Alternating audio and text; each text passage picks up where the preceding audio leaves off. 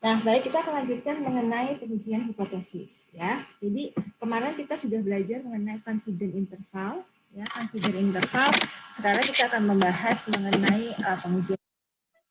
Apa itu pengujian hipotesis? Seringkali kita ingin tahu, benar nggak ya bahwa misalkan orang yang terkena COVID itu cepat capek, gitu ya, cepat lelah. Nah, kita pengen tahu berapa persentase sih dari orang yang terkena terkena penyakit gitu ya, penyakit COVID itu yang disebut dari penyakit COVID, berapa persen dari mereka yang merasa recovery-nya lambat gitu ya. Nah, berarti kita membuktikan apakah persentasenya itu lebih dari 50% atau tidak. Nah, untuk membuktikan hal tersebut, pasti kita akan ambil sampel ya, ambil contoh, survei, kemudian dari sekian sampel yang kita lakukan, kita misalkan dapat dugaannya adalah sekitar 55%. Nah, 55% ini mampu nggak bisa kita katakan apakah dia bisa kita katakan ya justifikasi bahwa yang recovery-nya lama setelah terkena COVID itu lebih dari 50%. Nah, itu yang kita tidak tahu jawabannya, maka kita melakukan pengujian hipotesis. Atau misalkan kalian pelajarin adalah apakah COVID-19 ini menular nggak ke hewan peliharaan? Ya, kalau yang punyanya kena COVID, kemudian binatang peliharaannya akan kena juga nggak? Apakah ada transformasi dari manusia ke hewan atau sebaliknya dari hewan ke manusia? Nah, ini yang perlu kalian teliti, ya, karena kita hanya punya data sampel. Nah, bagaimana data sampel ini kita gunakan untuk justifikasi dari hipotesis yang kita punya. Makanya kita akan belajar mengenai pengujian hipotesis. Ya. Oke. Nah, hipotesis itu apa sih? Gitu ya. Jadi suatu pernyataan atau anggapan yang kita belum tentu tahu kebenarannya, bisa benar, bisa salah. Gitu. Ya, yang mengandung unsur ketidakpastian. Kapan sih pandemi COVID-19 ini berakhir? Gitu ya. Saya ingat waktu awal pandemi ini, awal Maret 2020 gitu ya, begitu di IPB ketemu satu kasus yang positif, waktu itu saya ingat banget akhir Maret, tanggal 17 ya, tanggal 17 Maret, bahwa yang ketahuan positifnya itu tanggal 14 atau 15 Maret, tanggal 17 Maret IPB langsung lockdown ya, lockdown, nggak boleh masuk ke kampus sama sekali pada saat itu, dan hampir di semua kantor-kantor juga sama seperti itu. Dan soal prediksi mungkin akhir tahun adalah pandemi sudah berakhir. Ya, akhir tahun pandemi sudah berakhir. Kita mengambil kebijakan bahwa libur nasional dipindahkan. Dari libur nasional yang lebaran dipindahkan ke libur nasional kemarin kan di Oktober kemarin ada 4 hari, 5 hari itu libur panjang. Ya. Tapi ternyata libur panjang pun itu kan sampai sekarang juga pandemi nggak pernah berakhir gitu ya. Bahkan kasus itu semakin meningkat, gitu ya, semakin meningkat. Semakin di sini semakin banyak kita dengar orang-orang sekitar kita adalah meninggal karena COVID. Ya. Saya juga punya beberapa teman yang saya kenal gitu ya, kemudian mereka meninggal karena COVID. Sudah semakin meningkat. Nah, berarti kapan pandemi berakhir? Orang mengatakan, oh 2020 udah berakhir. Ada orang mengatakan 2021 berakhir. Jadi nggak ada satu kepastian. Ya. Nah, apakah besok akan turun hujan? Kita nggak akan pernah pasti. Ya, perspektif dokter hewan seperti apa ke depannya juga nggak akan ada yang pasti. Ya. Apakah varietas A lebih baik dibandingkan varietas B? Mungkin benar, mungkin tidak. Perlu pembuktian dulu untuk itu. Ya. Nah, apa yang dimaksud? Nah, hipotesis statistik. Jadi itu adalah hipotesis secara umum. Apa itu hipotesis statistik? Kalau namanya hipotesis statistik, itu adalah hipotesis pernyataan atau klaim terhadap nilai parameter. Ya, kita kemarin sudah belajar bahwa parameter itu adalah karakteristik numerik dari suatu populasi. Nah, sekarang kita punya kumpulan populasi, kita punya variabel yang kita amati. Misalkan saya tertarik pada selama WFH ini, selama pandemi ini, ya berapa sih rata-rata pulsa yang dihabiskan oleh mahasiswa per bulan?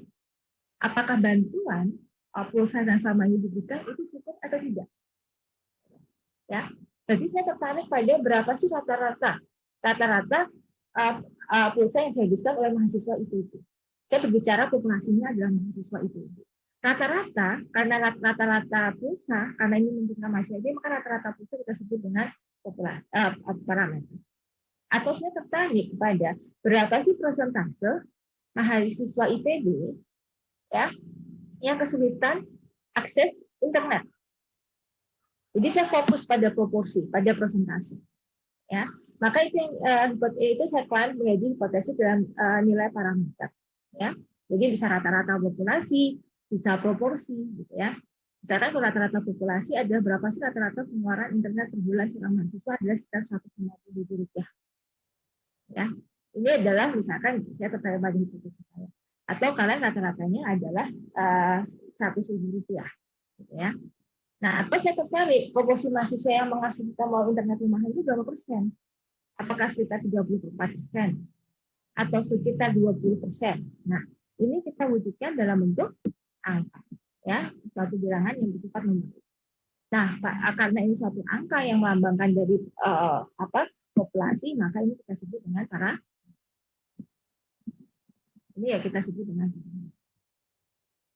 paham ya? Oke. Nah, kemudian dalam hipotesis statistika itu ada hipotesis nol, ada hipotesis alternatif H1. Apa itu hipotesis nol? Atau dalam bahasa Inggrisnya kita sebut dengan null hypothesis, ya, atau H0. Ya. Ada pernyataan mengenai parameter populasi yang akan kita uji. Ya. Jadi apakah kita menguji rata-ratanya sebesar 150 atau rata-ratanya adalah maksimal 150? Apakah rata-rata pengeluaran perusahaannya adalah minimal 150 gitu ya. Nah, ini berarti tandanya adalah bisa bentuk sama dengan, bisa berbentuk lebih dari sama dengan, atau kurang dari sama dengan.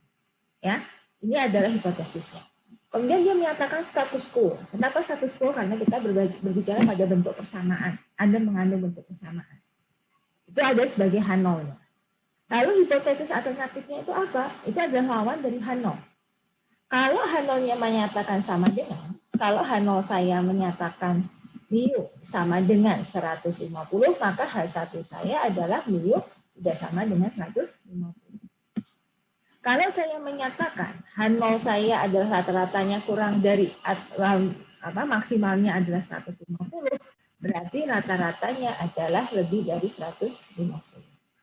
Atau saya juga bisa kalau H0 saya adalah mu kurang dari atau ini adalah ini ya maksimalnya 150, kalau ini adalah ini ya, maka H1-nya berarti mu kurang dari 150.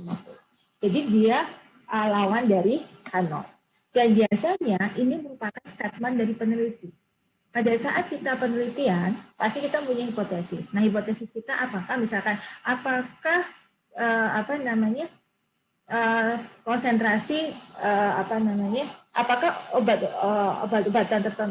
vitamin C ya, dosis vitamin C itu mampu meningkatkan daya tahan tubuh. Nah, statement yang kita katakan adalah mampu meningkatkan. Kalau statement kita adalah mampu meningkatkan, berarti kan dalam bentuk pertidaksamaan. Nah, mampu meningkatkan ini sebenarnya jatuhnya di H1. Ya, sehingga H0-nya adalah lawan dari H1. Itu kenapa H1 itu merupakan pernyataan yang didukung oleh peneliti, karena peneliti biasanya menemukan sesuatu yang berbeda. Semakin banyak kita mengkonsumsi vitamin C, maka daya tahan tubuh kita akan semakin meningkat. Nah, ini adalah hipotesis dari peneliti. Nah, misalkan di sini H0-nya adalah rata-rata waktu belajar mahasiswa itu adalah sama dengan 6 jam, ya, waktu belajar. Makanya disebut dengan H. Kemudian H1-nya adalah rata-rata waktu belajar mandiri selama WFH itu adalah tidak sama dengan 6 jam. Ya. Nah, ini hipotesis yang ada. Ada diskusi dulu mengenai hipotesis? Paham ya? Karena pada hakikatnya pada saat Anda mengambil keputusan, Anda dihadapkan pada dua, terima atau tidak, ya kan? Selalu ada dua pilihan. Ya, Anda masuk IPB atau Anda tidak masuk IPB. Ya, kemudian Anda nggak terima. Kalau Anda ditantangkan diterima, kemudian Anda akan daftar ulang atau tidak. Jadi sebenarnya ini kaitannya dengan kalau kita mengambil keputusan itu selalu dikaitkan dengan benar atau tidak. Ya, itu kaitannya nanti dengan hipotesis statistik. Ya. Oke. Nah, unsur-unsur pengujian hipotesis apa saja? Ada namanya hipotesis nol, ada namanya hipotesis alternatif, ada statistik uji, atau daerah penolakan hanya. Jadi kalau kita berkaitan dengan pengujian hipotesis, itu ada H0, H1, ada statistik uji, ada daerah penolakan H0. Ada satu lagi sebenarnya di sini, kalau ini saya tengah 1, 2, sebelum statistik uji, ini ada tahapan ketiga yang saya sebut dengan menentukan taraf nyata. Ya, menentukan confidence level. Ini yang kita kemarin bahas, ya, confidence level. Atau dalam bahasa Indonesia kita terjemahkan dengan taraf nyata, dan ini kita simpulkan dengan alfa. Nah, hari ini kita akan membahas apa itu confidence level, taraf nyata, atau alfa. Kemudian yang keempat, baru status uji. Yang kelima, baru daerah penolakan dari H0-nya. Ya. Nah, bagaimana proses pengujian hipotesis? Ya. Misalkan tadi saya menyatakan bahwa rata-rata waktu belajar mandiri mahasiswa selama WFH adalah 6 jam. Maka ini akan menjadikan H0. H0-nya adalah kita tuliskan. Karena ini menyangkut rata-rata, berarti kita bicara mu. Berarti H0-nya adalah mu sama dengan 6 jam. Ya, ini hipotesis statistikanya. Kemudian, parameter populasi kita mahasiswa. Ya, berarti populasi kita mahasiswa. Kemudian karena kita tidak bisa mengamati seluruh mahasiswa, kita hanya mengambil contoh. Yang kita tulis secara acak dari kumpulan mahasiswa yang ada. Nah, dari contoh atau dari sampel itu saya dapatkan. Misalkan S-rataan adalah 8,5. Ini adalah rataan sampel. Saya dapat 8,5. Ya. Nah, makanya apa yang kemudian kita lakukan? Nah, sebenarnya mungkin rata-rata 8,5 jam ini benar nggak bisa kita klaim bahwa dia sebesar 6 jam atau sebenarnya jauh dari 6 jam. Ya. Kalau lihat angka, iya 8,5 jam memang beda, Bu, terkait dengan 6 jam. Tapi jangan lupa bahwa ya, bahwa bisa jadi ini ada keragaman, ya, variasi di dalam sampel ini ada, ya, variasi tidak semuanya menjawab 8,5. Ada dia menjawab cuma 4 jam, ada yang menjawab dia 5,5, ada yang menjawab dia 6, ada yang menjawab dia 7, ada yang menjawab dia 8, ada yang 9, ada yang 10, ya kan? Berarti ada variasinya. Makanya di samping kita menghitung rata-ratanya, nanti kita perhitungkan juga adalah bagaimana keragaman dari sampelnya. Ingat ya, rumus seragam dari sampel. Ya. Sehingga kita boleh, ini sebenarnya jika memang kecil kemungkinannya, maka kita tolak H0. Lalu bagaimana cara kita menolak H0? Ya, kembali bahwa kita punya sebaran penarikan contoh dari X-rataan. Ya, kita tahu bahwa jika data kita menyebar normal, ya materi kita kuliah sebelumnya menyebar normal dengan mu dan sigma kuadrat, maka X-rataannya, ya, rataan dari X-nya itu akan menyebar normal dengan nilai tengah mu dan sigma kuadrat. Nah, berdasarkan ini, maka kita punya distribusi nih, distribusi dari mu. Ya, nah, jika H0 benar, maka dia berada di density. Ya, ini merupakan posisi jika H0 ini benar. Nah, kalau kita punya data 8,5 misalkan di sini, ya, berapa peluang kejadian ini jika memang H0 ini benar? Ya, jadi kita menghitung berapa peluang kejadian ini pada dasarnya pada saat H0 ini benar. Ya, jika peluangnya kecil sekali, maka kita tolak H0. Artinya mu-nya adalah tidak sama dengan 6. Ada pergeseran rata-ratanya. Tidak mungkin lebih besar dari 6, bisa 7, bisa 8 dan seterusnya. Ya, jadi yang kita hitung adalah berapa peluang kejadian ini, ya, terjadi pada saat kita asumsikan adalah H0 itu benar. Nah, itulah kita anggap sebagai alfa atau taraf nyata atau level of significance. Ya, digunakan sebagai batas seberapa kecil kemungkinan rata-rata contoh itu benar jika H0 itu benar. Jadi alfa ini menentukan daerah penolakan H0. Di batas mana kita akan menolak H0? Ya, kalau batas alfa saya adalah 0,01, ya, batas saya alfa saya apakah 0,01, alfa saya apakah 0,05 atau alfa saya adalah 0,10. Ini ditentukan di awal oleh peneliti, ya, karena ini menentukan adalah titik kritis dari pengujian hipotesis. Kalau saya adalah ambil alfa 10%, misalkan alfa di ini ya, ini adalah batasan. Luasan di sebelah sini itu adalah alfa 10%.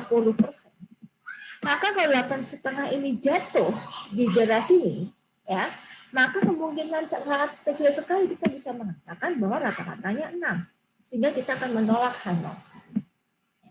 Nah, sehingga dari awal si peneliti harus menentukan pada alfa berapa dia akan akan menolak H0, apakah alfa 1%, 5%, atau 10%. Nah, karena tadi seberapa kecil peluangnya kejadian itu terjadi jika kita menganggap pada H0 yang benar. Ya, itu yang kita sebut dengan alfa. Nah, ini adalah taraf nyata dan wilayah penolakan. Ternyata taraf nyata dan wilayah penolakan itu, ya, atau itu ada tergantung dari hipotesis H1-nya. Kalau hipotesis H1-nya itu adalah mu tidak sama dengan ya, jadi fokus kita adalah di sini tidak sama dengan itu kan berarti bisa lebih kecil, lebih besar. Makanya daerah kritisnya, daerah penolakannya yang berwarna biru ini adalah daerah penolakannya, ya. Yang di sini adalah daerah penerimaan. Ya, ini adalah daerah penerimaan dari H0. Nah, ini bisa mengatakan benar. Kalau yang biru ini adalah daerah penolakan. Ini adalah daerah penolakan dari H0. Ya. Daerah penolakan dari H0. Nah, karena kita hanya punya tingkat kesalahan sebesar alfa, makanya kalau ada 2 daerah berarti kita bagi sama persis. Alfa per 2, luasannya sebelah kiri, dan sebelah kanan adalah alfa per 2. Luasannya sama persis, kenapa? Karena sebaran normal adalah sebaran yang simetris. Ya. Nah, tapi kalau H1-nya itu lebih dari, maka daerah penolakannya ada di sebelah kanan. Ya, kalau ini titik kritisnya, ini batas titik kita, ya, ini batas titiknya, maka dia ada di sebelah kanan. Kalau dia kurang dari, ya, maka batasannya ada di sebelah kiri. Ya, ini maaf, ini harusnya 6. Dia harusnya di sebelah kiri. Ya. Paham ya?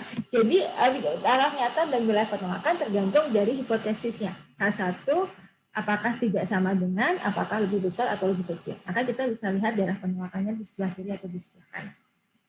Ya. Oke. Nah, sekarang kita belajar. Anda pernah nggak pada saat Anda mengambil keputusan, ya, Anda menyesal terhadap keputusan yang Anda ambil? Ya. Karena pada hakikatnya manusia tidak pernah tahu mana keputusan yang benar sampai dia menjalani kejadian itu. Ya. Nah, secara statistik, kesalahan kita pada saat kita mengambil keputusan itu bisa kita perhitungkan. Ya.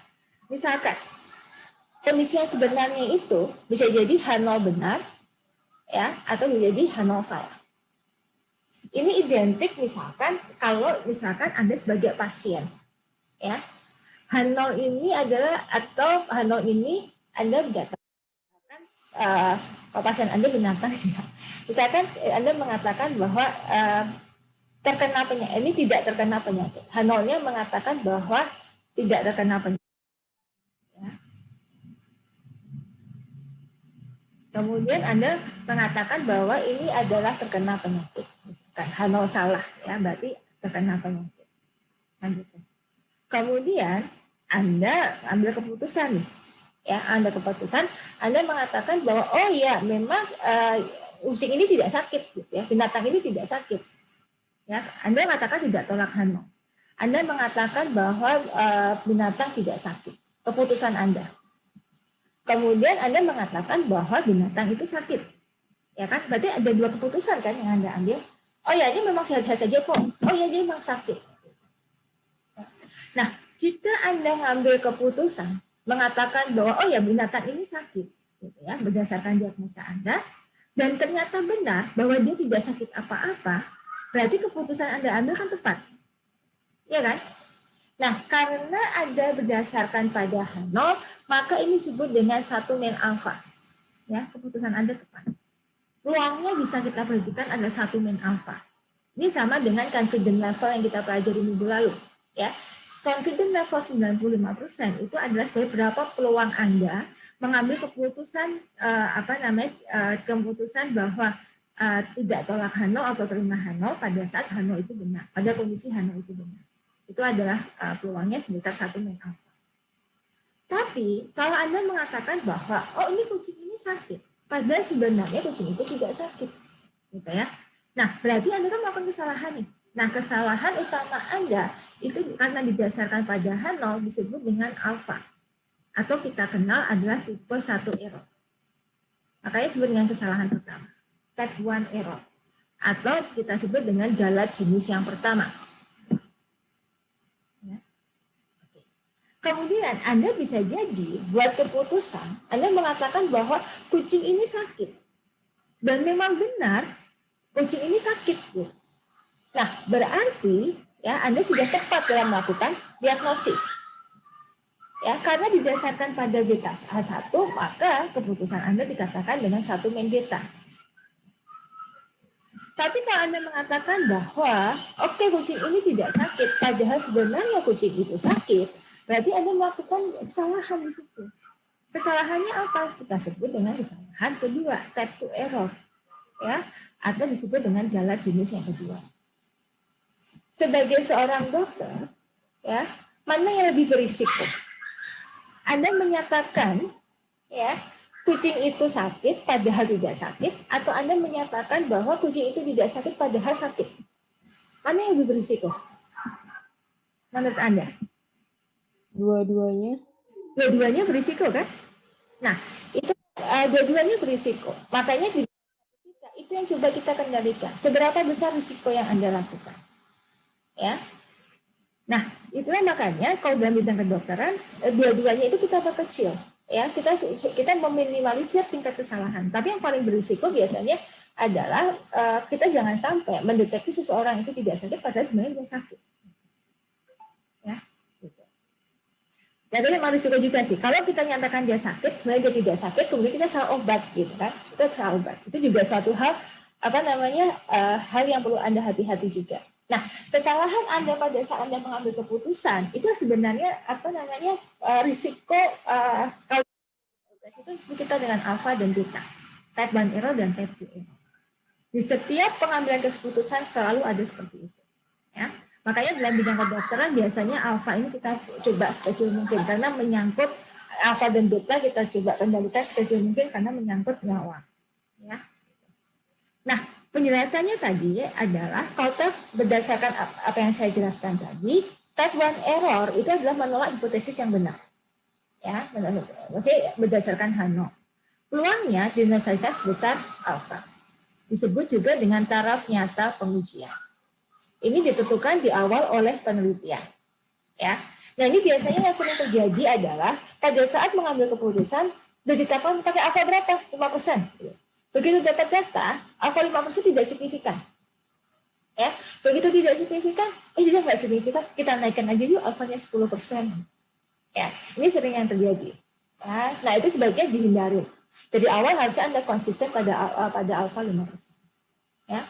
Nah, kemudian type 2 galat 2 ini adalah kita tolak H0 pada saat berdasarkan pada H1. Ya, pada H1. Ya. Peluangnya dinominasikan dengan beta. Nah, galat tipe pertama dan galat tipe kedua itu tidak pernah terjadi secara bersamaan. Itu selalu komplement satu-satu. Jadi kalau alfa, kita memperbesar alfa, itu risikonya betanya itu kecil. Kalau kita memperbesar alfa, beta itu kecil. Ya. Tapi kalau kita memperkecil alfa, risikonya betanya besar. Ya, betanya besar. Tadi disampaikan bahwa dua-duanya berisiko. Tapi selalu mana yang mau kita dulukan? Kita mau kecil alfa tapi dengan konsekuensi betanya besar, atau kita menaikkan alfa dengan konsekuensi betanya kecil. Ya. Nah, makanya biasanya trade off yang digunakan, orang itu biasanya menggunakan ya tadi alfanya itu kalau nggak 1%, ya alfanya adalah 5%, alfanya adalah 10%. Ini alfa yang bisa digunakan. Kalau teman-teman yang atau bidang kesehatan jarang memakai alfa 10%. Ini biasanya dikerjakan oleh teman-teman di sosial. Di laboratorium atau yang terkait dengan medis dan sebagainya biasanya menggunakan alfa 1% dan 5%. Ya. Oke, sampai ini bisa dipahami? Ada diskusi dulu? Ada yang mau diskusikan? Ibu, saya mau nanya. Ya, silakan. Nama saya Anggi. Memang dari awal yang namanya hipotesis itu harus selalu benar ya? Bukan hipotesis, tapi hipotesis nol. Baik. Terus Anggi, ya, gimana? Karena seperti dicontohkan yang disebutkan hipotesisnya kayak rata-rata sama dengan 6. Berarti bisa aja soal itu rata-ratanya yang hipotesis nolnya itu tidak sama dengan 6 gitu. Ya, jadi gini, H0 itu tidak selalu benar. Jadi H0 itu ya, H0 itu bisa pada dua kondisi. Dia bisa benar, bisa salah. Kita tidak pernah tahu kondisi yang sebenarnya, itu kita nggak pernah tahu. Ya. Nah, kini kita menghipotesiskan nih, rata-ratanya adalah mu sama dengan 6. Ya. Kalau saya dapat rata-rata dari sampel saya itu adalah 6,5, ini mungkin mendukung statement saya bahwa rata-ratanya sama dengan 6. Peluangnya besar untuk saya menyatakan rata-ratanya sama dengan 6. Gitu. Ya.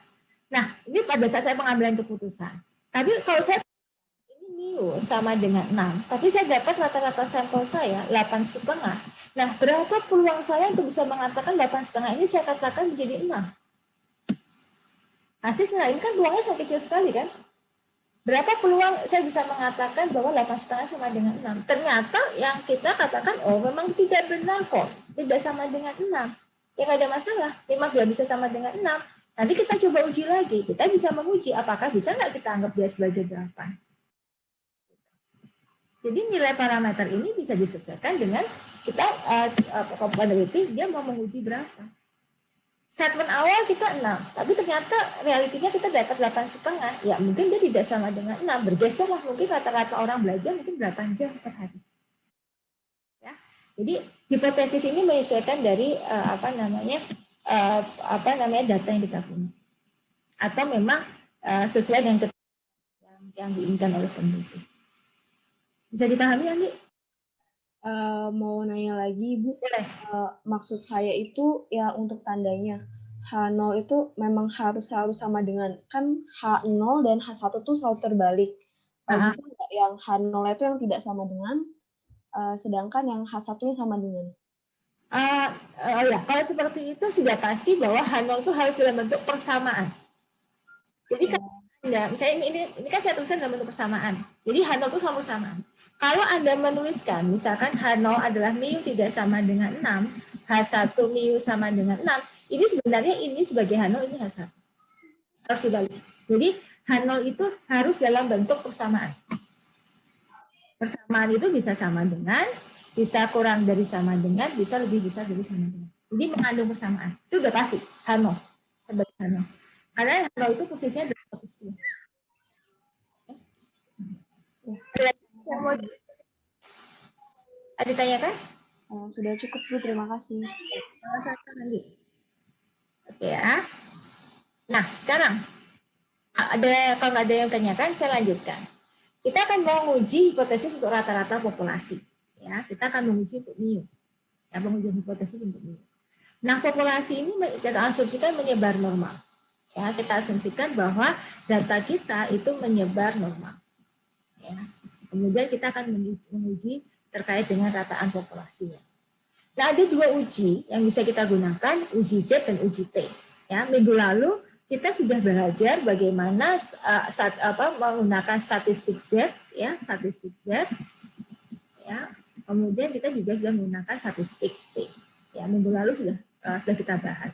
Kapan kita menggunakan Z? Kita menggunakan Z jika ragam populasi diketahui. Ya, simpangan baku populasi. Tapi kalau menggunakan uji T itu apabila ragam atau simpangan baku populasi tidak diketahui. Ya, gitu. Nah, bagaimana caranya? Nah ini. Jadi statistik ujinya kita memanfaatkan ini. Z hitung sama dengan X rataan dikurangi mu0 dibagi sigma per akar N. Jadi di sininya adalah sigma. Kalau T hitung, ya ini adalah X rataan dibagi mu0 sama dengan apa? Di sininya adalah simpangan baku contoh. Ya, Anda bisa bedakan, ini adalah simpangan baku contoh. Bentuk hipotesisnya, kita menguji pada suatu nilai tertentu. Makanya mu0 itu pada suatu nilai tertentu. Bisa 6, bisa 8, bisa 10, bisa 30, bisa 50, gitu ya. Ini mu0. Ya, bentuk hipotesisnya sama. Nah, sekarang kita bicara wilayah penolakan. Kapan dikatakan tolak H0? Nah, tolak H0 ini tergantung dari hipotesis H1-nya. Kalau dia tidak sama dengan, maka Z hitung ini kita mutlakkan. Ya, mutlakkan itu apa? Absolut. Jadi dari yang negatif menjadi positif, kemudian Z-nya itu adalah alfa per 2. Jika Z hitung mutlak itu lebih besar dari Z alfa per 2, maka kita katakan tolak H0. Ya. Nah, kalau dia kurang dari, ya, maka Z hitungnya itu adalah kurang dari minus Z alfa per 2. Kenapa? Karena ini tadi, ya. Ini misalkan ini adalah Z minus Z alfa per 2, ini adalah Z alfa per 2. Ini adalah, misalkan ini perubahan Z-nya. Kali ini ya. Saya akan coba di sini.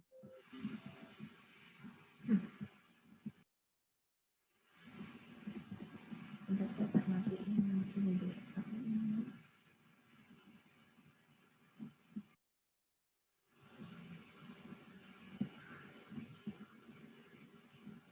Nah, ya. Jadi gini, kalau saya punya hipotesis tadi, H0, mu sama dengan mu 0, kemudian H1, mu tidak sama dengan mu 0, ya. Berarti ini sama. Ini darahnya ya. Ini adalah sebaran Z, ya. Ini maka ini adalah luasan. Ini adalah Z alfa per 2, ini adalah minus Z alfa per 2. Kita katakan tolak H0, ya, H0 jika, ini kan berarti Z hitung kita kurang dari minus Z alfa per 2 atau, ya, Z hitung kita lebih besar dari Z alfa per 2. Nah, supaya ini memudahkan, makanya kita katakan tolak H0, ya, jika Z hitung mutlak kita, kenapa? Karena kan ini simetrik nih, ya, maka lebih besar dari Z alfa per 2. Ya, ini yang pertama. Kemudian yang kedua, kita bisa katakan H0. H0 itu mu sama dengan mu 0, kemudian H1-nya itu adalah mu kurang dari sama dengan mu. Karena kurang dari, ya, maka daerah penolakannya apa? Ini adalah 0, kemudian kita taruh. Ini adalah luasannya sebesar alfa. Maka kita cari min Z alfa.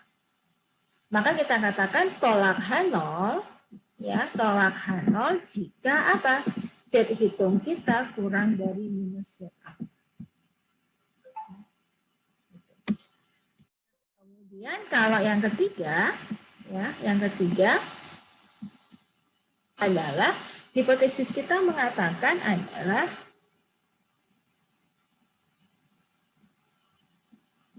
jadi H0-nya adalah mu sama dengan mu 0, kurang dari sama dengan mu 0, H1-nya adalah mu lebih besar dari mu. Karena lebih besar, maka luasannya dari sebelah kanan. Ini alfa, kita mencari nilai Z alfa. Ya, kita tolak H0 jika apa? Z hitung kita lebih besar dari Z alfa. Nah, ini kriteria ini terjadi karena sesuai dengan H1. Makanya pengambilan keputusan sangat disesuaikan dengan H1. Ya. Paham ya sampai sini? Nah, itu berlaku juga untuk stay. Jadi tinggal kalau kita pakai Z berarti kita pakai statistik Z. Kalau T ya kita lihat tabel T-nya. Ya, ini lihat di tabel T. T alfa per 2 dengan derajat bebasnya adalah M-1. Kalau dua arah, kalau yang lainnya berarti kita bagi dengan alfa. Tidak perlu dibagi dengan alfa per 2. Ya, kira-kira penolakannya adalah sama. Ada diskusi atau ada pertanyaan dulu sampai sini? Paham ya? Oke. Nah, biasanya beberapa software di samping mengeluarkan nilai Z tadi, orang menggunakan nilai P atau p-value dari pengujian. Ya, apa itu nilai p-value? P-value adalah merupakan peluang memperoleh statistik uji lebih ekstrim ya daripada yang diperoleh dari data contoh saat jika H0 benar. Ya, ini disebut juga taraf nyata teramati atau berdasarkan observed level of significance. Jadi kalau alfa tadi adalah peluang kita tolak H0 pada saat H0 benar ditetapkan oleh peneliti. Tapi kalau nilai P ini adalah peluang kita tolak H0 pada kita menghitungnya berdasarkan kondisi datanya. Ya. Maka nilai alfa yang terkecil itu biasanya akan kita H0 akan kita tolak.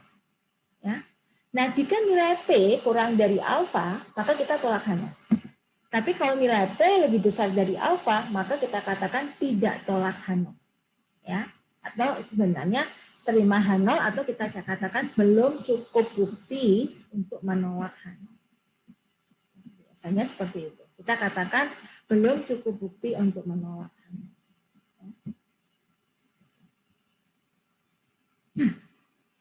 Ya. Ini. Jadi kita patokannya adalah nilai P yang langsung kita bandingkan terhadap alfa. Pertanyaannya adalah bagaimana cara menghitung nilai P? Ya, nilai P itu dihitung adalah berdasarkan hipotesisnya. Ya, kalau H0 benar, maka kita peluang Z lebih besar dari Z hitung. Ya, maka ini mu sama dengan mu0. Kalau ini satu arah. Ya, kalau ini adalah yang hipotesisnya H1-nya adalah mu lebih besar dari mu0. Kalau yang ini hipotesisnya adalah mu kurang dari mu0. Ya, berarti kita menghitung peluangnya lebih kecil. Ini adalah lebih besar. Kalau H0-nya itu adalah mu tidak sama dengan mu0, maka ini peluang Z lebih besar dari Z hitung tapi dikalikan 2. Kenapa kalikan 2? Karena kita menghitung sebelah kiri dan sebelah kanan. Makanya ada perkalian 2 kali. Ya. Nah, ini sebenarnya dengan apa? Dengan adanya Excel ya akan lebih mudah Anda menghitung nilai P-nya. Ya, nanti saya ajarin bagaimana cara menghitung nilai P dengan menggunakan Excel. Karena kalau tidak, berarti Anda harus menghitung dengan tabel. Ini kan sebenarnya peluang menggunakan tabel Z. Ya, sama dengan Anda menghitung dengan menggunakan tabel Z. Oke. Nah, ini ada ilustrasi. Misalkan, manajer SDM perusahaan, jadi satu manajer perusahaan memperkirakan bahwa rata-rata jam kerja pegawai saat WFH lebih dari 8 jam. Ya, ini memang WFH ini buat beberapa karyawan itu sebenarnya jam kerjanya lebih dari 8 jam. Saya sendiri sebagai dosen bangun tidur, sholat subuh 5:30 yang dipegang laptop sampai nanti malam masih laptop lagi. Jadi memang WFH ini lebih banyak walaupun hanya sekedar di rumah, tapi dari pagi sampai malam pekerjaan nggak berhenti. Ya. Nah, perusahaan ingin menguji hal tersebut. Benar nggak sih saat WFH itu lebih dari 8 jam? Pekerjaan itu lebih dari 8 jam. Ya. Nah, kemudian diketahui bahwa berdasarkan data kepegawaian mereka, kemudian diasumsikan bahwa simpangan bakunya sebesar 1,5 jam. Jadi perbedaan orang bekerja itu sama 1,5 jam. Kemudian survei dilakukan terhadap 64 orang dan diperoleh rata-ratanya adalah 82 jam. Ya, survei dilakukan terhadap 64 orang dan diperoleh rata-ratanya adalah 8,2 jam. Nah, di sini kita punya. Jadi angka-angka ini apa sih? Ini 8 jam ini adalah mu0. Ya. Kemudian simpangan baku diasumsikan 1,5 jam, ini merupakan simpangan baku dari populasi. Ya. Kemudian kita dapat N-nya itu adalah 64, kemudian rata-ratanya ini adalah rata-rata sampel. Ya. Jadi Anda harus bisa memaknai informasi apa yang ada di dalam statement ini. Ya. Berarti bentuk hipotesisnya ya H0-nya adalah rata-rata jam kerja tidak melebihi 8 jam per hari. Ya, tidak melebihi 8 jam per hari. Berarti maksimal 8 jam per hari. Nah, statementnya adalah H0 sama dengan mu kurang dari sama dengan 8. H1-nya mengatakan bahwa rata-rata jam kerja lebih dari 8 jam per hari. Ya, sesuai dengan apa yang diasumsikan oleh manajer SDM. Ya. Nah, sekarang berapa alfa yang Anda gunakan untuk menolak H0? Ya. Nah, karena ini satu arah, misalkan si manajer menetapkan menggunakan alfa 10%. Berarti manajer menggunakan Z 0,1. Minggu lalu kita sudah menghitung kan, berapa Z 0,01? Sekitar 1,28. Ya. Minggu lalu saya sudah minta Anda untuk menghafalkan Z 0,05. Ini berapa? 1,645. Kemudian Z 0,025 adalah 1,9. Nah, ini dihafalkan. Ya, nanti akan membantu kita. Jadi Anda nggak perlu lagi buka tabel. Tapi kalau Anda mau buka tabel, silahkan. Ya, Anda bisa mencari dari awal. Nah, Anda sudah tahu nih, batasnya adalah 1,28. Ya, tolak H0 jika nilai Z-nya itu lebih besar dari 1,28. Ya, ini maka kita tentukan dengan tolak. Nah, sekarang Z hitungnya bagaimana? Nah, kita tentukan Z hitungnya. Z hitungnya itu adalah X rataan dikurangi min 0 dibagi sigma per akar N. Tadi kita dapatkan masukkan rataannya 8,2, mu 0-nya 8 dibagi dengan 1,5 dibagi akar 64. Dapat 1,07. Ya. Oke. Lalu apa kesimpulan kita? Nah, karena Z hitung itu adalah sebesar 1,07, itu kan masih di sini. Ini 1,07 ya. 1,07 kan di sini. Ya, 1,07. Itu kurang dari 1,28. Maka kita katakan tidak tolak H0 atau belum cukup bukti untuk mengatakan jam kerja per hari itu lebih dari 8 jam. Jadi memang maksimal rata-rata jam kerja per hari selama WFH maksimalnya adalah 8 jam. Paham ya? Ini adalah bagaimana proses pengujian hipotesis sampai ke dalam proses pengambilan keputusan. Ya. Oke. Ada pertanyaan atau diskusi sampai sini? Paham ya? Yang saya terangkan? Nah, pertanyaan berikutnya adalah bagaimana cara kita menghitung nilai P. Ya. Nah, penghitung nilai P adalah kita berdasarkan pada ini tadi. Peluang X rataan lebih besar dari 8,2. Ketahui mu-nya sama dengan 8. Kita transformasi Z biasa. Jadi Z-nya kita transformasi apa? 8,2 kurangi 80 dibagi 1,5 kali akar 64. Dapat peluang Z lebih besar dari 1,07. Anda lihat di tabel Z, dapat nilainya adalah 0,145. Nah, karena nilai peluangnya adalah 0,143 lebih besar dari 0,1, maka kita katakan belum cukup bukti untuk tolak. Dan mengatakan bahwa oke, belum cukup bukti untuk mengatakan jam kerja per hari lebih dari 8 jam. Paham ya? Oke. Jadi kalau di sini berarti nilai apa namanya? Nilai p-value Anda kembali lagi harus membuka tabel Z. Ada diskusi atau pertanyaan? Bisa diikutin ya? Bisa, Ibu. Terima kasih. Oke, saya akan stop screen, kemudian saya akan buka Excel. Saya akan tunjukkan bagaimana cara menghitung p-value dengan menggunakan apa namanya ini ya, Excel. Kemarin masih sama ya, untuk menghitung itu berarti kita pakai function apa? Norm distribution. Ya. Oke. Berarti tadi kita misalkan dapat tadi rataannya ya, X bar-nya kita dapat X bar-nya adalah 8,2 ya tadi, 8,2. Kemudian mu 0-nya adalah 8 ya. Sigma-nya ya, simpangan bakunya tadi, simpangan baku kita adalah 1,5 ya, kemudian N-nya adalah kita punya 64. Ini ya. Kemudian kita cari nilai Z hitung ya. Z hitungnya itu adalah kita sudah tahu bahwa 8,2 ya dikurangi 8 dibagi dengan 1,5 dibagi dengan akar dari 64. Dapat 1,0. Nah, ini karena tipe bulatan ya. Kalau kita bulatkan satu angka menjadi 1,67, tapi kalau kita mau lebih presis berarti 1,0667. Ya. Kita bisa gunakan Z 0,1 ya, seperti kemarin berarti kita pakai norm S distribution ya. Norm S distribution adalah 0,9. Sorry, 0,1.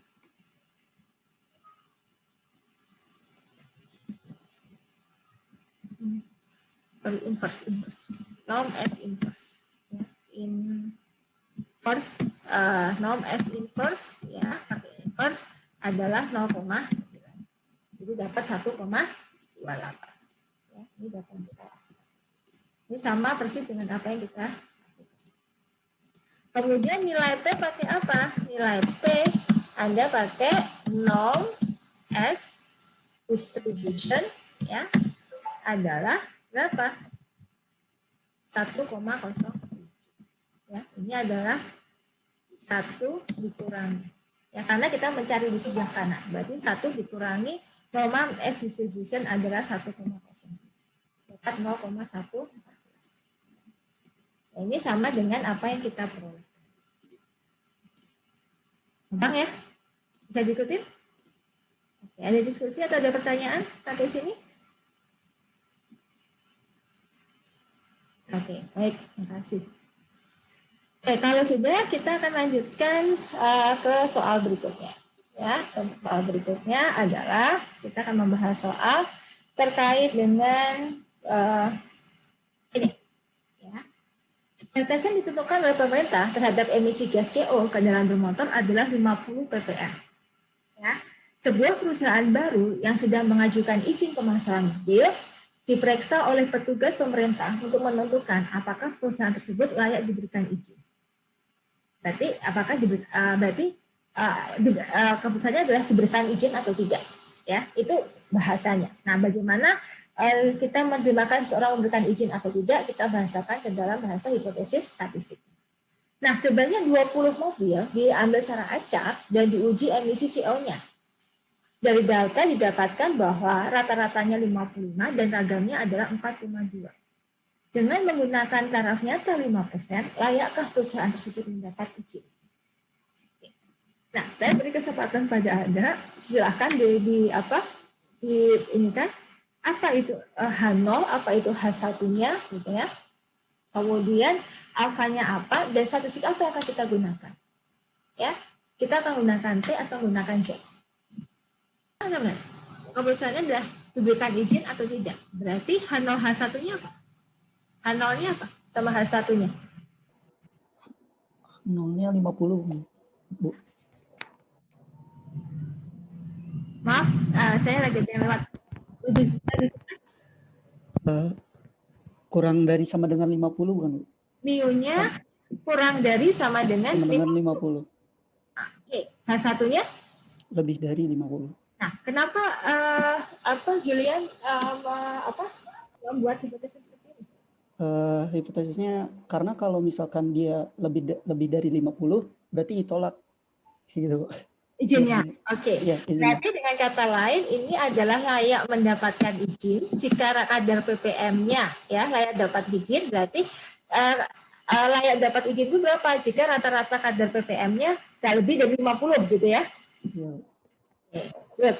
Sehingga kemudian ini adalah tidak layak dapat izin. Kenapa? Karena rata-rata kadar ppm-nya itu adalah lebih dari 50. Good, tidak? Oke. Kemudian apa yang kita ketahui di soal? Ya, apa yang ketahui dari kasus ini? Diambil sampelnya berapa? 20. Oke. Kemudian dari sampel 20 ini diperoleh apa? Ekstrataannya sama dengan ya, ekstrataan adalah 55 dan ragamnya berapa? 4,2. Ya. Kemudian alfa yang kita gunakan adalah 5%.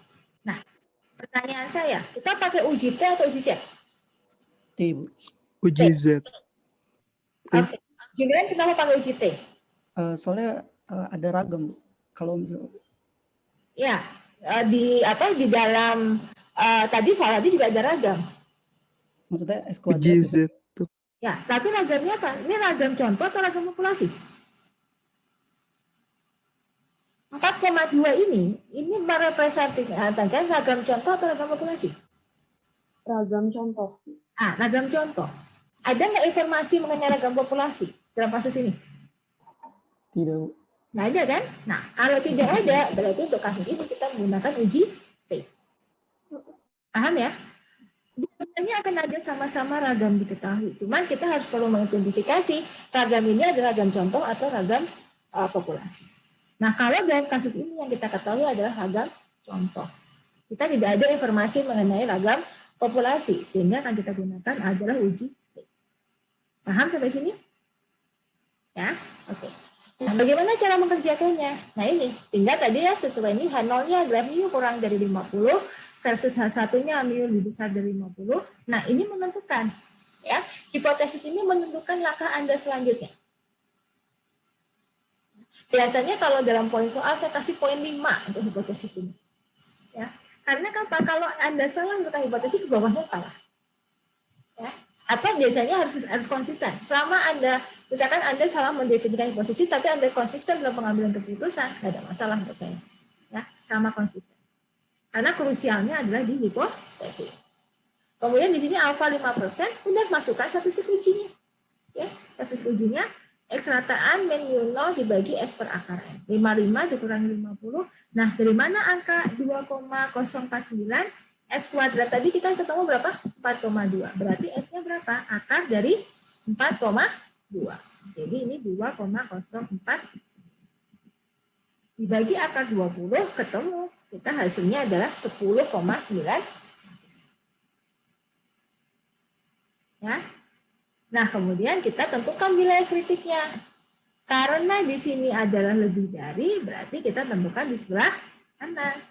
Ya, ini sebesar alfa, ya sebesar alfa berarti kita mencari nilai T0,05 derajat bebas 19. Nah, coba Anda lihat di tabel berapa T0,0519. Ya, silakan Anda lihat di tabel. Ini kalau saya saya lihat nilainya adalah 1,729. Nah, karena T hitungnya itu adalah 10,911 lebih dari 1,729, maka kita katakan adalah tolak. Maka kita katakan tolak H0.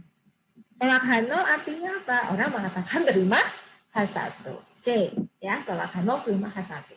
Kalau kita hubungkan dengan hipotesis kita, artinya apa? Bahwa rata-rata kadar emisi itu adalah melebihi 50 ppm, sehingga mobil-mobil tersebut tidak layak untuk mendapatkan izin. Paham ya? Oke. Ada pertanyaan atau ada diskusi sampai sini? Ibu, boleh diulang kenapa tadi ditolak? Oke, kenapa ditolak? Nih, kita lihat T hitung kita berapa? 10,911 kan? Ya. T tabel kita berapa? T 0,0519 ada 1,729. Ya, ini. Nah, karena T hitung kita adalah 10,911 lebih besar dari 1,729, berarti kan 10 itu ada masuk ke dalam sini kan? 10, sekian. Maka kita katakan tolak atau kita katakan terima hasil. Gitu. Ya, baik Ibu, terima kasih Bu. Sama-sama.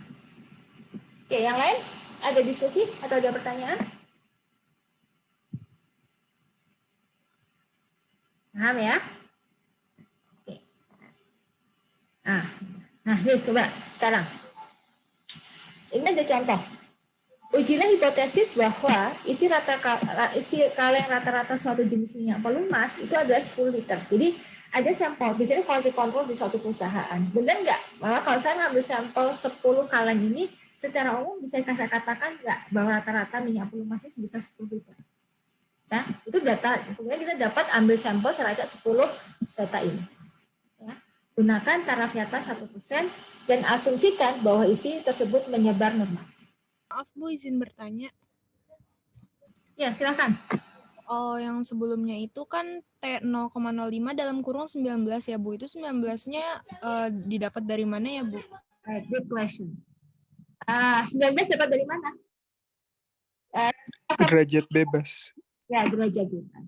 Ya, karena N kita adalah 20 sehingga derajat bebasnya berapa? N min 1. 20 dikurangi 1 sama dengan 19. Baik, terima kasih Bu. Yuk, sama-sama. Izin bertanya. Silakan.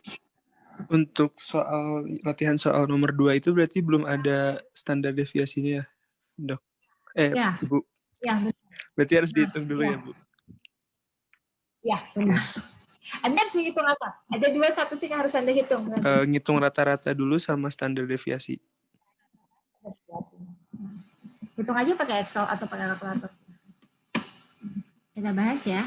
Kalau Anda seperti ini, berarti ketahuinya ya, kita apa yang kita ketahui dari soal, N-nya ada berapa? 10. Udah ketemu? Berapa islataannya? 10,06, Bu. 10,06. Good. Simpangan bakunya berapa? 0,246. 0,246. Oke. Sehingga kita menanyakan bahwa apakah rata-ratanya ya kan sama dengan 10. Ini yang kita lakukan. Nah, penyelesaiannya seperti apa? Ya, berarti kita akan lakukan adalah H0-nya. H0-nya berapa? Berarti mu sama dengan 10 liter. Kemudian H1-nya adalah mu tidak sama dengan 10 liter. Ya. Kemudian alfa yang kita tentukan berapa di sini? Alfanya adalah 1%. Ya. Nah, berikutnya adalah statistik uji. Nah, ini biasanya saya tuliskan ini langkah pertama, ini langkah kedua. Sampai sini bisa diikutin? Ya. Oke. Ketiga, oke, makasih. Yang ketiga kita tentukan statistik uji. Ya, kita tentukan statistik uji. Statistik ujinya pakai uji T atau uji Z? Halo? Uji T. Pakai Uji T, Bu. Oke, good. Ya. Kita uji T, dan ekstrataan min min 0 dibagi dengan S per. Ya. Ini tadi berapa? 10,006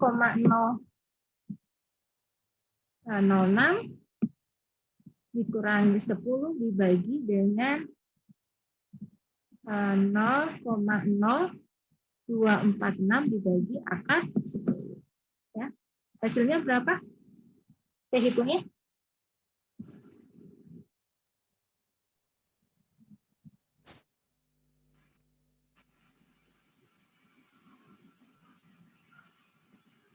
Ada yang menghitung? 0,771. 0,771. Ya. 771. Nah, kemudian derajat bebasnya berapa? Kalau ada T hitung, pasti kita butuh derajat bebas. Nah, derajat bebasnya itu karena kita pakai S, ya, hitung ragam, berarti derajat bebasnya adalah N-1. 10 kurangi 1 sama dengan 9. Yang keempat, kita hitung wilayah penolakan dari H0. Kita cari dulu wilayah penolakan H0-nya. Ya. Kita lihat dalam penolakan H0-nya, berarti ini sebaran T. Jadi asumsinya kalau kita menggunakan sebaran T, berarti asumsinya data menyebar normal, gitu ya. Ini. Kemudian sebelah kanan atau sebelah kiri kita? Dua-duanya. Dua-duanya. Good point. Kenapa dua-duanya? Karena hipotesis kita adalah tidak sama dengan. Sehingga kita mencari di sini adalah 0,025. Di sini 0,025, kita akan mencari berapa T 0,025 derajat bebas 9. Ini adalah minus T 0,025 derajat bebas 9. Lihat di tabel berapa T 0,05 derajat bebas 9. Masih ingat ya buka tabelnya?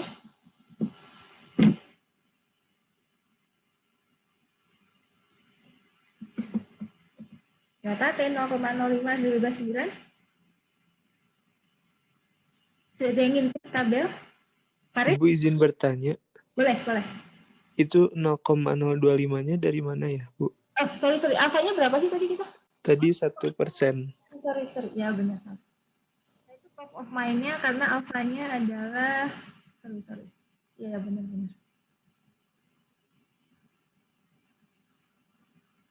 Alfa 1%, berarti alfa per 2-nya adalah 1% dibagi 2, berarti 0,005. Ya. Sehingga kita mencari nilai T 0,005 derajat bebas 9. Benar. T 0,05 derajat bebas 9. Silahkan cari di tabel.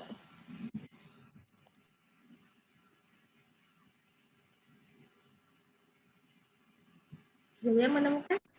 3,25. 3,25. Benar ya, 3,25? Oke. Berarti tolak H0 jika apa? Tolak H0 jika ini kita mutlakkan, T hitung mutlak lebih besar dari 3,25. Ini berarti kita bicara di wilayah penolakan H0. Ya. Kemudian pengambilan keputusan kita apa? Keputusan. Ya. Karena T hitung kita berapa sih? T hitung kita kalau dimutlakkan itu adalah 0,771. Ini lebih kecil dari 3,25.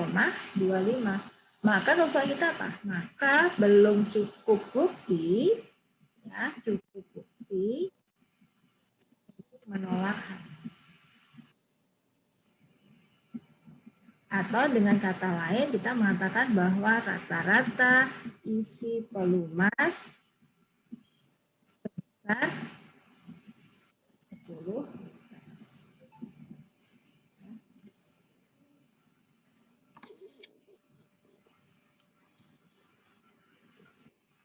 Jelas ya? Ada pertanyaan sampai sini atau ada diskusi? Ibu izin bertanya, Bu. Ya, silakan Julian. Saya Julian. Apa ya? Tadi pas di awal kan udah diketahui ya, rata-ratanya itu 10,06. Itu bisa langsung kita ambil kesimpulan nggak sih, Bu? Kalau itu bakal 10 tanpa menggunakan statistik. Kalau misalkan di soal. Nggak bisa. Atau maksudnya gini, mungkin bertanya gini. Walaupun 0,06 itu bakal mempengaruhi nggak sih sama keputusan? Soalnya kan perbedaannya kecil tuh, Bu. Ya, tapi jangan lupa bahwa pengambilan keputusan dipengaruhi juga oleh keragaman datanya. Jadi, walaupun ini, kalian bisa bandingkan, 10 dengan 10,6 perbedaannya kecil nih. Gitu. Ya. Nah, bagi kita bisa anggap aja sama. Tapi ingat bahwa data kita tuh bervariasi. Data kita tuh bervariasi. Ada variasi dari data yang kita punya. Sehingga ada ukuran keragaman. Nah, T hitung kita itu mengatakan bahwa X rataan dikurangi dengan min0 dibagi S per akar. Kalau ini simpangan bakunya itu besar, apa yang terjadi terhadap T hitung kita? Kecil, Bu. Kecil. Kalau S besar berarti T hitung kita akan kecil. Ya, T hitung kita kecil. Ya. Nah, kalau T hitung kita kecil, akan cenderung mengatakan terima H0. Ya. Nah, tapi kalau S hitung kita itu kecil, apa yang terjadi? T hitung kita adalah akan besar. Karena dia berbanding terbalik. Jadi, kalaupun dia selisihnya kecil, tapi perlu kita perhitungkan bagaimana dengan keragamannya. Karena kita punya keragaman datanya. Bisa jadi perbedaannya kecil, tapi karena keragamannya sangat kecil, dia menjadi signifikan. Nah, itu makanya tidak bisa kita hanya sekedar melihat rata-ratanya, terus kita bisa simpulkan bahwa, dia sama kok dengan 10 liter. Nah, seperti itu dulu. Ya. Ada keragaman data yang perlu kita perhitungkan. Tapi good point, saya suka karena itu intuisi orang yang non statistician akan mengatakan seperti itu, dan itu wajar, ya itu wajar. 10,06 pasti inilah. Jadi karena orang hanya aware terhadap rataan tanpa aware terhadap variasi datanya, ya. Makanya biasanya kalau kita menerapkan suatu kebijakan segala macam, biasanya kita memperhatikan bagaimana keragaman data yang kita punya. Sebaran datanya seperti apa, minimalnya berapa, maksimalnya berapa, ya. Saya misalkan saya punya kelas. Saya waktu TS kemarin saya ngajar 3 kelas, ya. Dua kelas yang lain itu keragamannya tinggi sekali. Jadi ada yang nilainya paling kecil di kelas itu sama yang paling tinggi di kelas itu ada. Kelas satunya lagi itu keragaman nilainya tinggi-tinggi gitu ya, tapi nilai minimumnya lebih tinggi dibandingkan kelas yang lainnya.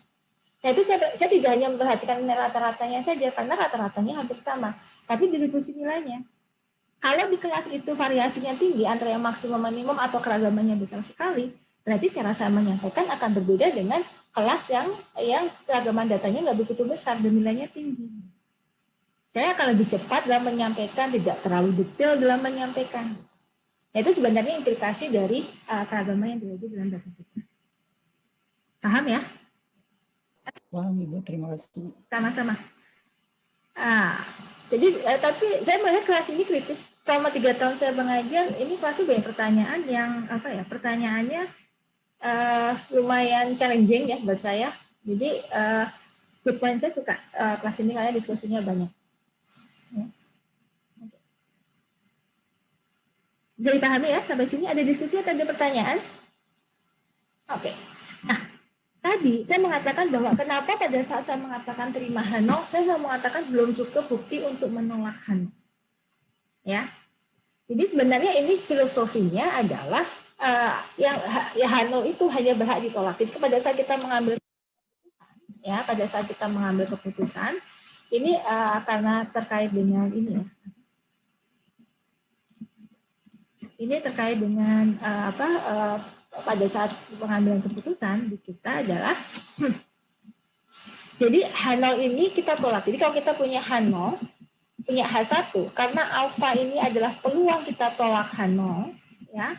Pada saat H0 itu benar, ya, ini kan alfa yang tadi kita pelajari, maka keputusan didasarkan pada alfa itu adalah jika misalkan jika nilai P kurang dari alfa, maka kita tolak H0. Ya. Atau tadi jika Anda punya T hitung ya lebih besar dari T alfa per 2 dengan derajat M-1, maka kita tolak H0. Ya. Nah, kriteria apapun selalu didasarkan pada alfa, di mana alfa itu adalah peluang tolak H0 dan H0 benar. Harapan kita adalah tolak H0. Ya, kita bisa katakan kalau tolak H0 terima H1. Ya, tolak H0 terima H1. Ini boleh diucapkan. Ya. Yang tidak boleh adalah pada saat Anda mengatakan bahwa keputusannya balikan dari ini. Artinya apa? Jika T hitung kita lebih kecil dari T alfa per 2, ini kan harusnya kita mengatakan terima H0. Terima H0, kalau lawan ini berarti Anda katakan tolak H1. Nah ini nggak boleh. Nggak boleh Anda mengatakan ini. Kenapa? Anda nggak boleh mengatakan tolak H1 karena alfa ini didasarkan pada H0. Kalau Anda mengatakan tolak H1 berarti Anda menentukan beta. Kita tidak menghitung betanya berapa. Sehingga pada saat Anda mengatakan tadi bahwa kesimpulannya terima H0, ya, kita boleh katakan terima H0. Tapi keputusan ini bisa berubah. Ya, keputusan itu berubah. Kalau N-nya saya berbesar, kemungkinan besar saya akan mendapatkan kesimpulan yang berbeda. Sehingga pada saat kita terima H0, kita hanya mengatakan bahwa belum cukup bukti untuk menolak H0. Kenapa? Kalau bisa jadi N-nya kita perbesar, kesimpulan akan berubah, gitu ya. Belum cukup bukti untuk menolak. Makanya dari tadi saya mengatakan bahwa walaupun ini adalah terima H0, saya mengatakan belum cukup bukti untuk menolak H0. Ya. Walaupun interpretasinya saya bisa mengatakan dengan data yang ada pada alfa 5%, saya menyatakan bahwa rata-rata isi pelumas sebesar 10 hektar. Paham ya? Karena didasarkan tadi pada pengertian alfa dan beta. Jangan pernah Anda mengatakan terima H0 tolak H1. Ya, nggak boleh gitu. Ya. Kalau terima H0 aja masih oke lah. Ya, terima H0, kemudian atau Anda mengatakan belum cukup bukti untuk menolak H0. Paham ya? Kalau tolak H0, terima H1, ya ini sesuatu hal yang biasa. Yang memang wajar. Ada diskusi atau ada pertanyaan sampai sini? Oke. Ya. Kalau nggak ada, kita lanjutkan. Soal berikutnya. Saya ingin Anda banyak latihan sehingga Anda lebih paham. Ya.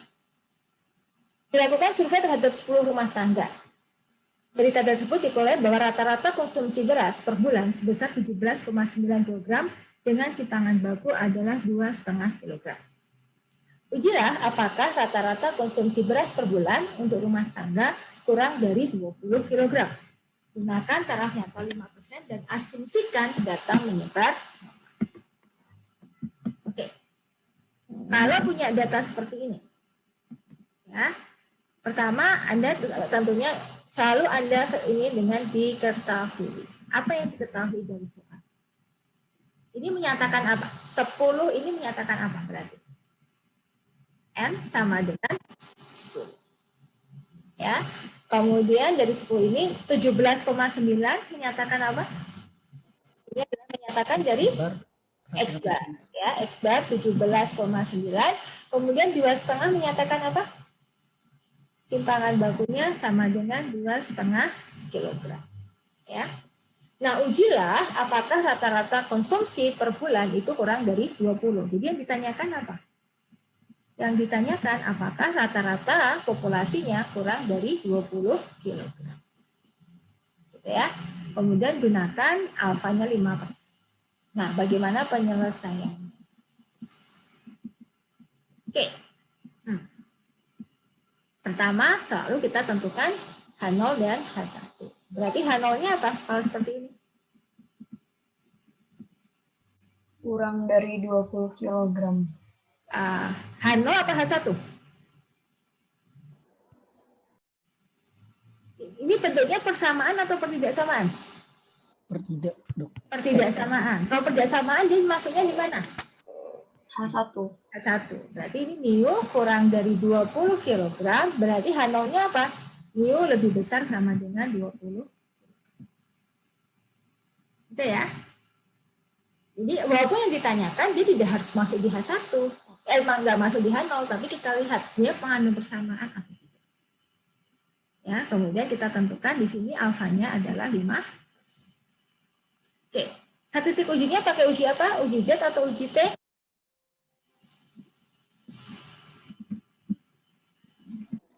T, Bu. Nah, uji Z atau uji T? Uji T. Uji T. Ya, kita pakai uji T ya. Berarti yang ketiga kita hitung statistik ujinya, kita pakai uji T. Hitung kita adalah X rataan min mu 0 dibagi S per akar. Oke. Berarti X rataannya adalah ini 17,9 dikurangi 20 dibagi, jadi S-nya adalah 2,5 dibagi akar 4 P gitu.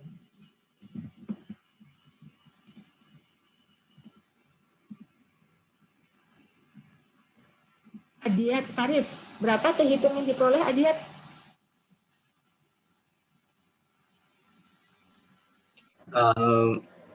Belum ini dokter. Belum hitung. Ya, coba Masih bingung. Ya, coba dihitung. Baik dokter. Ya.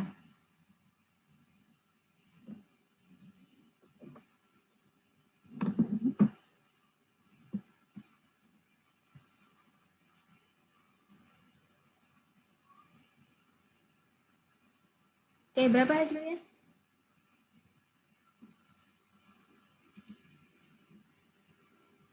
Ada yang sudah menghitung? 17. Anda menghitungnya gimana? Kalau Anda susah ya. Kalau Anda bisa menghitung 17,9 misalkan ya, kalau ini dikurangi 20 dibagi 2,5 kalikan akar 10. Ini juga bisa ya. Kalau memang bingung kalian menghitungnya seperti apa.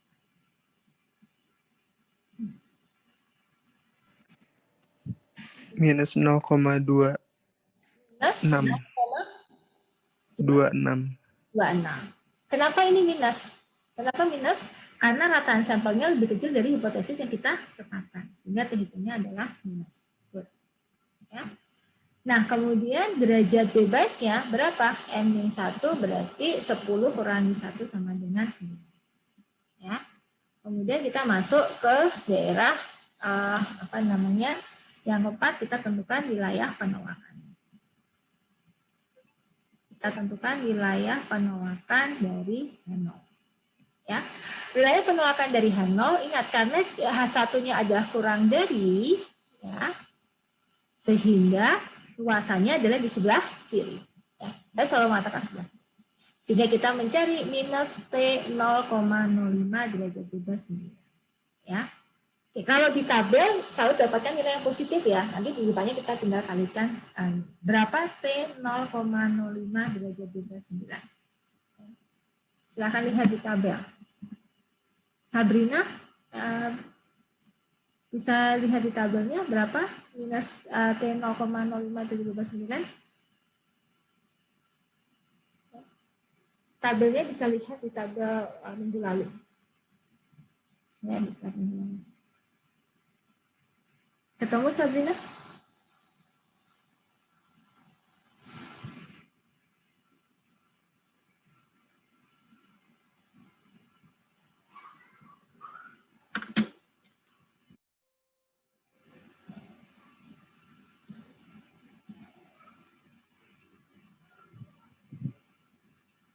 Oh, jadinya minus 2,6, bukan minus 0,26.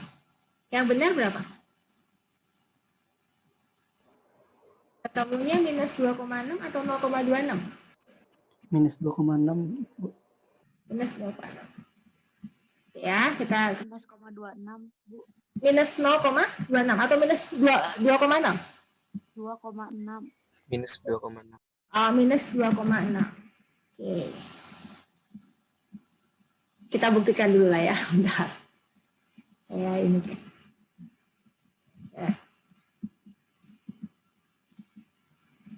Nah, T hitung kita. Oke, T hitung kita adalah, kan kita punya nih sebentar ya. Rataannya adalah 17,5 ya? 20. Kemudian simpangan bakunya adalah 2,5. N-nya adalah 10. Berarti T hitung kita adalah ini kan. Berarti 17,5 dikurangi 20 ya. Dibagi dengan 25 dibagi akar dari 10. Kok saya ketemu 17, berapa sih? 17,9. Ya. 2,6. Ya, minus 2,65. T hitungnya, T tabelnya ya, tadi kita mencari 0,5 derajat berubah 9.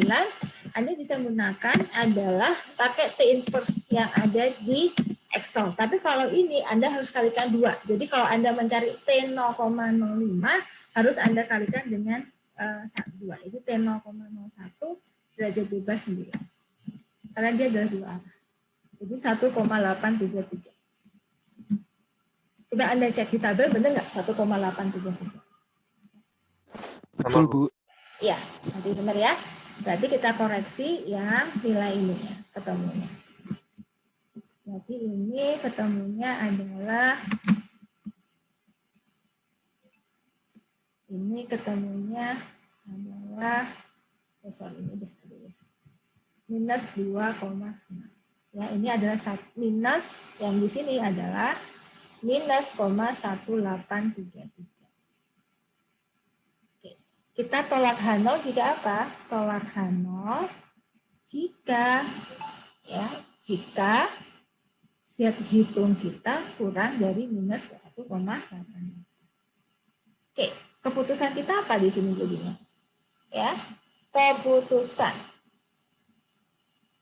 Karena set hitung kita itu adalah minus 2,6, ya, minus 0,26 kurang dari minus 1,833, benar ya? Jadi minus 2,6 apa jatuhnya di sini nih, ya. Maka kita tolak H0. Tolak H0 artinya apa? Terima H1, Bu. Oke, terima H1. Tolak H0, terima H1 artinya apa? Bahwa rata-rata konsumsinya ya masih kurang dari rata-rata konsumsi itu kurang dari 20. Jelas ya? Ada yang mau didiskusikan sampai sini? Tulisan saya jelek, tapi mudah-mudahan Anda paham.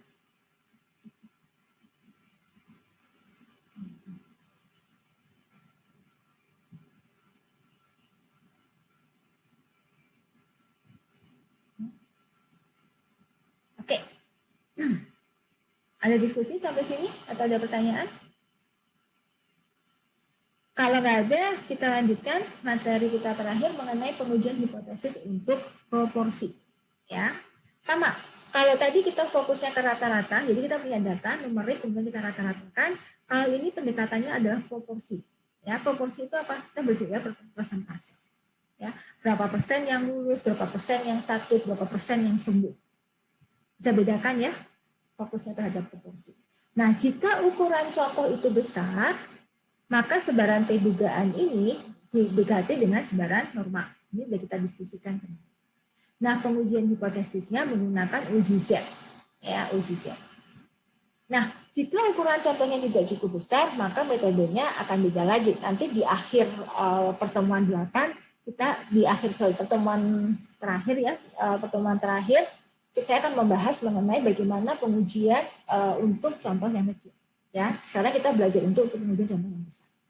Nah, rule of thumb, jadi rule of thumb kita menggunakan menggunakan ini adalah kalau n P dugaan dikalikan 1 min P dugaannya adalah lebih dari 9. Dasar ya. Jadi gini ya. P dugaannya lebih dari 9. Kalau ukuran ini terpenuhi, maka kita bisa menggunakan sebaran Z. Ya. Nah, Z hitungnya adalah P dugaan dikurangi P0. Ingat bahwa pada saat kita punya X menyebar bernoli, ya, mata kuliah kita waktu dulu, ya, kita tahu bahwa nilai harapan dari X sama dengan P, kemudian variansi dari X adalah P dari 1 min P. Nah, ini yang kita pakai untuk pengujian Z hitung. Ya. Tapi yang kita pakai adalah P dari P0. Jadi kalau ini P0, maka yang kita pakai adalah P0. Ya. Jadi yang kita pakai Z hitungnya adalah P0 kali 1 min P0 dibagi dengan N. Ya. Nah, hipotesisnya sama persis, wilayah penolakannya sama persis dengan kita menggunakan uji Z. Ya. Nah, ini contohnya adalah suatu marketing mengklaim bahwa ya respon yang dilakukan lewat mailing list-nya ya itu adalah dari suatu hasil survei itu 25 dari 500 sampel ya yang merespon itu 25 orang. Ya, kemudian diuji apakah ya menguji apakah memang benar bahwa klaim itu adalah sebesar 8% atau kurang dari 8%. Itu yang akan kita uji. Nah, dugaan kita mengatakan P dugaannya adalah 25/500. Jadi 0,05. Kemudian kita cek nih NP kali 1 min P-nya. 500 kali 0,05, 0,95. Karena ketemu 2,375 lebih besar dari 9, maka kita bisa gunakan uji Z. Jadi sebelum Anda melakukan tes terhadap uji proporsi, Anda cek dulu apakah NP kali 1 min P-nya lebih besar dari 9. Ya. Nah, ini Z-testnya, ya P-nya adalah 0,08, P-nya tidak sama dengan 0,08, alfanya 0,05, ya N-nya 500, P-nya 0,05, ini uji Z-nya. Ya, tinggal dimasukkan ke formula, dapat minus 2,4. Nah, kita lihat karena alfanya 0,05, alfa per 2, jadi kita mencari Z 0,025, itu tadi adalah 1,9. Ya, sehingga ini Rajekano, keputusan kita adalah karena Z hitung, ini minus 2,47. Kalau kita absolutkan dia berapa jadinya? 2,47. Lebih besar dari 1,9. Maka kita tolak kanan. Ya, maka kita tolak kanan. Jadi kalau kita bicara, jadi makanya apa artinya bahwa klaim dari 8